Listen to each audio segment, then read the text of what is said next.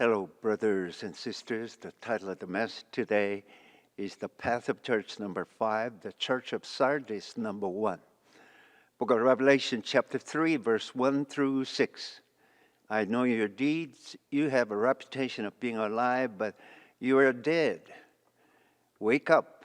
You have a few people in Sardis who have not soiled their clothes. They will walk with me dressed in white, for they are worthy. He who overcomes will, like them, be dressed in white. I'll never blot out his name from the book of life, but will acknowledge his name before my Father and his angels. The overcomers who have won over the world will become the priests who will serve the Lord. The authority which can reign over all the nations are the overcomers with true authority. The people who won over the world will serve the Lord. The reason the Levites were chosen as the clan for the priests was because all the people of Israel were worshiping the golden calf. Except the Levites, instead, they killed the people who worshiped the golden calf. That's why they were chosen as the clan for the priest among the people of Israel. The Levites are the overcomers who came out of the people who did not serve God. That's why the authority to worship the Lord was given to them. The people who carried the yoke together with St. Paul were his co-workers. They labored hard with him. They were the fellow workers whose names were written in the book of life. So we can understand the people who are worshiping the Lord or co-workers of the Lord. Their names are in the book of life. Those people who did not worship the Lord, who are not co-workers of the Lord, their names should be blotted out of the book of life. This means the Lord remembers those names of the people who love, help, and worship Him. If somebody helps or serves us, we will always remember their names because they endowed the grace to us. The reality of the Church of Sardis is they had a name that were alive, but in reality, they are dead. In the Church of Ephesus, they had a lot of behavior, but they were away from the life. Yet I hold this against you. You have forsaken your first love. So in the Sardis, they are not worshiping the Lord, but they are worshiping the doctrines. They are worshiping the teaching of Jesus.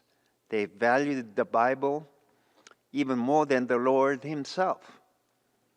In these cases, the words below are applied because they believed in perfect doctrine. They trust the Bible absolutely. They are seemingly alive, but actually their relationship with the Lord is dead. The fact that Christianity became a state religion means it also had political power. What kind of power is that? Is it spiritual or worldly power? It is apparently the worldly power. After Christianity became a state religion, nobody could touch it because the emperor and the whole government supported this religion. The religion became very powerful. It has strong power, but is it spiritual power? Was it the authority of the little lamb? Or was it the worldly power? It was worldly power and authority. The knife and the gun backed them up because the government's authority and power were supporting them. So the church was mixed together with the world. Later, after the religious Reformation, the Protestant churches came into being. The Roman Catholic Church follows and receives teaching of Nicolaitans and Jezebel. The Nicolaitans teach about the religious power with the hierarchy and authority, and Jezebel about worldly power. As they were mixed together, they became Roman Catholic Church, but Protestants came out of the religion. As they came out, they declared the most important doctrine of Christianity: people cannot be saved through their behaviors, but only by faith. This is absolute doctrine, which was discovered by Protestant people. The Bible had been covered up because of the power and authority of the Roman Catholic Church, but it is now opened up to all laymen. After the religious Reformation, they confirmed their most important doctrine: people can be saved only by faith. Only by faith can you go to heaven, only by faith, only by faith. So faith became the center of their religion. Therefore, people began to call Christianity was a religion of faith. As they repeatedly emphasized the importance of faith, the faith became so important, but Jesus Christ was disappearing ironically. They strongly believed that they could be saved by faith, but not by Jesus Christ himself. It's very difficult to discriminate. Can we be saved by faith or by Jesus Christ? They think they cannot be saved by Jesus Christ, but by faith. What a great contradiction it is. So faith became more important than Jesus Christ himself. What an ironical thing it is. Although they seem to be alive, they are actually dead. They seem to be alive, but Jesus Christ was disappearing. Outwardly, they looked to be alive, but they emphasized faith too much and not just Jesus himself. This is the reality that has happened in the church of Sardis. They have the beginning, but they have no end. They have all kinds of items. They have faith, doctrines, and Bible, but their relationship with Jesus had been cut off. The Bible was written in order to tell us about Jesus. Strangely enough, they know all about the Bible, but they don't know anything about Jesus Christ himself. So the Bible became more important than Jesus. What a great tragedy this is. They prayed so hard and dedicated themselves to the church activities. They have many items, but one thing is missing: Jesus Christ himself. That's why Jesus said, I know your deeds. You have a reputation of being alive, but you are dead. Then I'll tell them plainly, I never knew you. Away from me, you evildoers. Alas, what an ironical thing it is. People have pointed out that the Church of Sardis is the Protestant churches who came out from the Roman Catholic Church after the religious Reformation. In the Roman Catholic Church, they put a lot of emphasis to the importance of authority of the Pope. So the Bible is not so important. The order of the Pope is their authority, and their declaration can be more important than the Bible itself. The declaration or decrees of the Pope can't stand before the Bible, so they don't think that the Bible is so important. So the Protestant people protested against this fact, and they declared independence from the Roman Catholic Church. So the importance of the Pope in the Roman Catholic religion has now switched to the importance of the Bible. In the Roman Catholic Church, the Pope was the power, but the Bible is replacing their position in the Protestant Church now. So people now think that everything is recovered. But in Roman Catholic churches, they put so much emphasis on the authority of the Pope that Jesus was missing. The Protestant churches put so much emphasis on the importance of the Bible, but Jesus is also missing.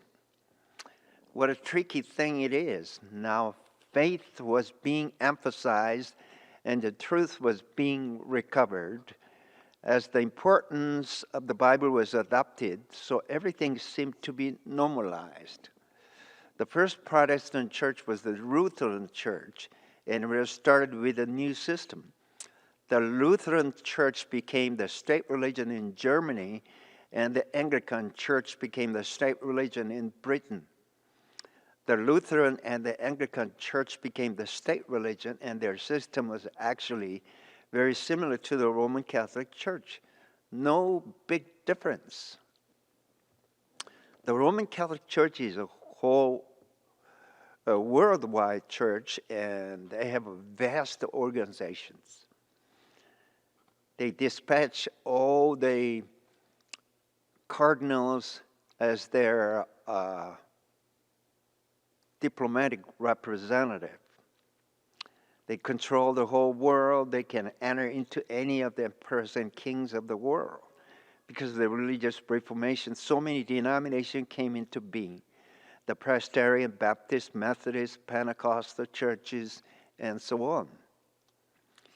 We can call them the private churches. The private churches are like private universities, and state religion are just like national university. A central government that manages, the controls, and the national universities. They are supported by the government financially. Private universities are controlled by private organizations or foundations. So the Protestants are divided into two parts. The first group became the state religion, and the second group of churches became the private churches. Presbyterian, Methodist, the Baptist churches are not state religion, but they are private churches. Even today, the Lutheran and Anglican churches are state religion. So the Protestant churches are separated into two groups. The Thyatira church entered into the world with their organizations. They mixed their organization with the worldly organizations. And when they entered into the Roman Empire, they made a new worldwide religion. The Sardis church entered into the nation and made their state religion by mixing together with the state. Once they entered into the state or nation, religion and politics were mixed together. The reason the Anglican Church was created was because Henry VIII, the King of England, wanted to get a divorce from his former wife. But the Pope of the Roman Catholic Church would not approve their divorce, so the divorce was impossible. So the king saw no other way but to get independence from the Roman Catholic Church so he could get divorced and marry a new queen. This is why England declared independence from the Roman Catholic Church. Then they made their own religion independently, and this was the Anglican Church. The emperor appointed cardinals and high priests and everybody. In order to support the marriage between King Henry and the Queen Anne, the Anglican Church was created, and it became a state religion. How did the Lutheran Church become the state religion of Germany? Martin Luther was cast out of the Roman Catholic Church, and then he was kidnapped by one of the emperors in Germany. The emperor of Germany made him translate the Latin Bible into the German language. He wanted to be independent from Roman Catholic Church because the German emperor realized that without independence of religion, they would never be independent from the Roman emperor. The German emperor realized the importance of independence from Roman Catholic. That's why they kidnapped Martin Luther. This was the beginning of the Lutheran Church. These religions are state religions, so the Protestants were divided into state and private religion. So according to the situation in each nation, they established their own state religion. As they searched the Bible, they developed new doctrines and systems.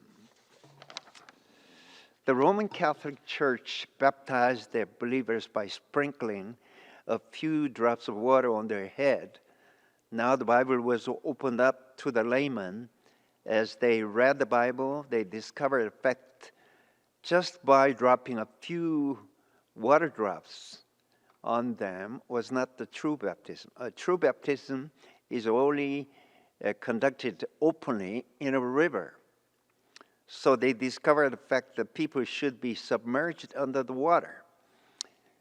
They began to insist that by just dropping just a few drops of water isn't a true baptism. The believers should go underwater. After they discovered the truth related to baptism, they established Baptist Church. As they discovered the doctrines of baptism in the Bible, the Protestant churches were started as laymen were able to read the Bible. Some people discovered the elder system in the Bible. They discovered the verse that they say, you try to respect those elders who manage the church well. After people discovered this kind of system in the Bible, they put their names as Presbyterian Church. Some people discovered the term overseers in the Bible. They established the overseer system and started the Methodist Church. As they discovered the very system and doctrines in the Bible, they made new churches and new denominations. These are the origins of these denominations. In reality, they didn't fully understand what the true entity and spiritual reality of the church was. They did not clearly see the real content of the first century church, but they just discovered new doctrines or systems or their own instead.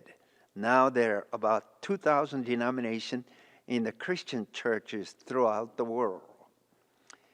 Each denomination, there was only one container. Next, each denomination labeled their containers Presbyterian, Baptist, and Methodist Church. Then they could begin an argument. My container is correct and your container is incorrect. One group of people insist my container is the most perfect and yours is imperfect. And the other party insists my container is the world's best. Each denomination just one container. So how can God's limitless grace can be contained in only one container? There are many different people in the world, and each individual can receive grace from God, but their grace will be all different. One man discovers baptism in the Bible, another man discovers the overseer system from the first century church, and another discovered the elder system. So they all made new denominations, Presbyterian, Baptist, Methodist, Pentecostal, and so on. The founder of the Baptist church might have had an overflowing joy, passion, and enthusiasm within himself. But with generation of time, passion and enthusiasm will become cooled off and finally became cold. Then the only thing that will remain will be an empty container with the label Baptist Church. The result of other denomination also will be the same.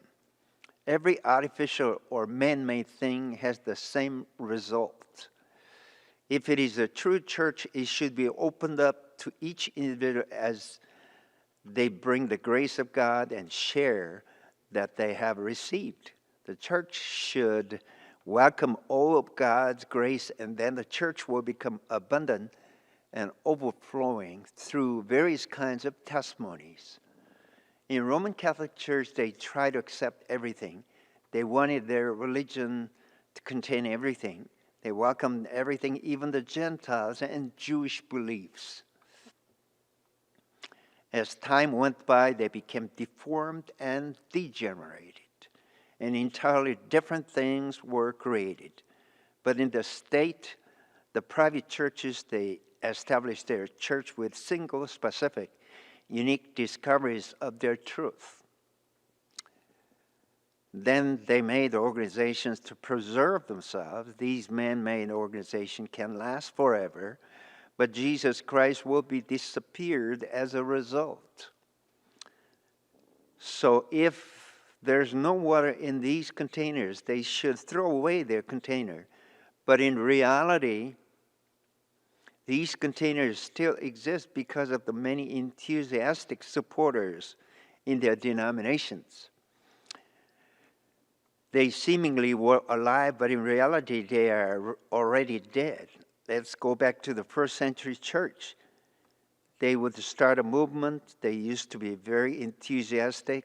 So they would say, let's try and recover our enthusiasm.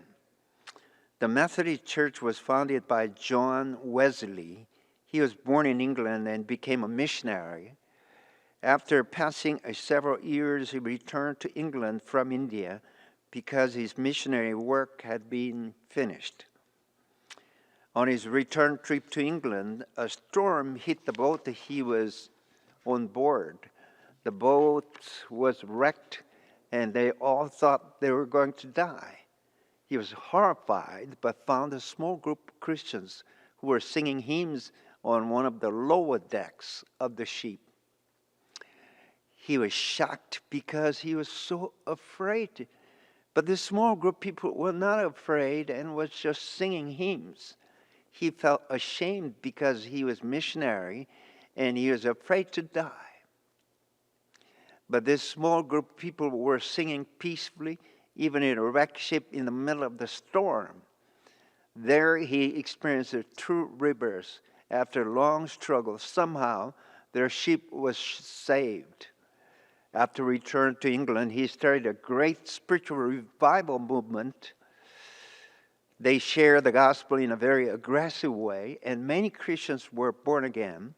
And because of this great revival movement, many theaters, drinking places, or clubs were closed up their business. So as a result of such an exciting and wonderful reformation, they wanted to preserve that spiritual awakening.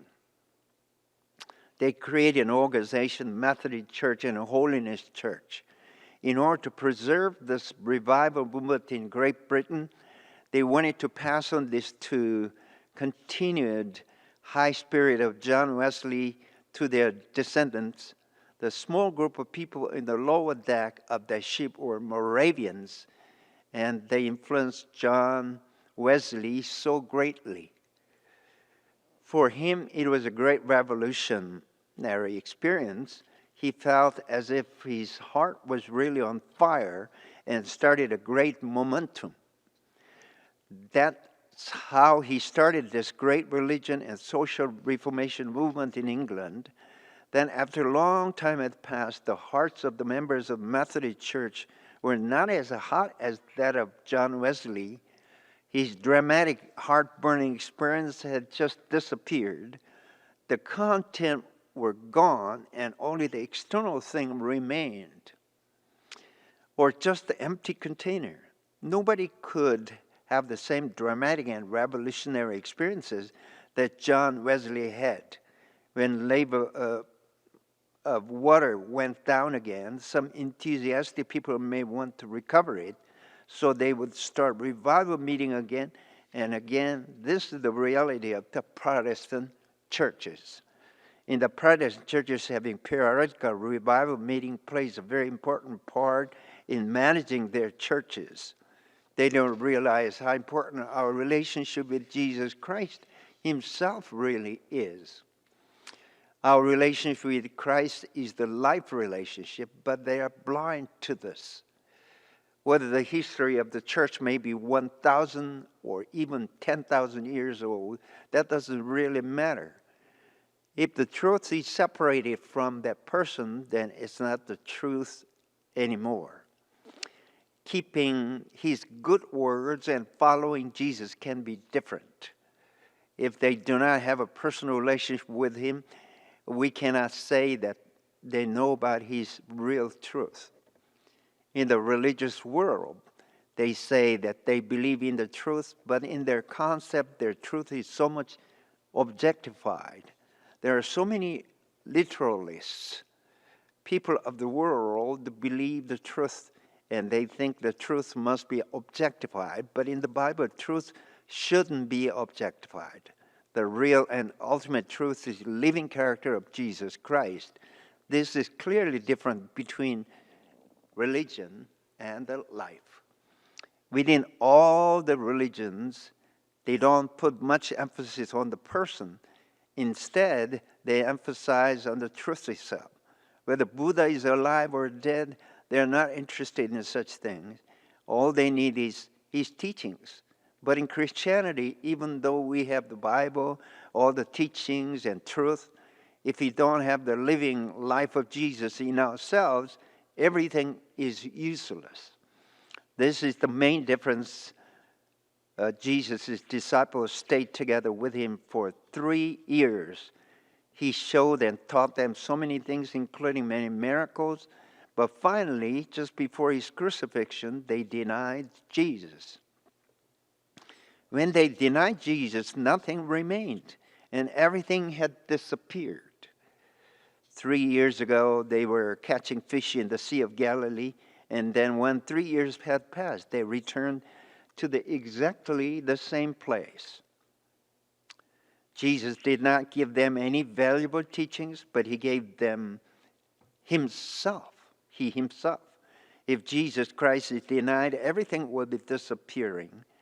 This is his uniqueness. But just keeping his words without reproducing his life through our own life, it is of no use at all. In God's viewpoint, if people only keep the words of Jesus without reproducing his life, they are dead. When our relationship with Jesus is alive and vivid, that is the true and living state. They keep all the doctrines and teachings in the Bible outwardly. They seem to be alive and believe in Jesus, but spiritually, they are dead.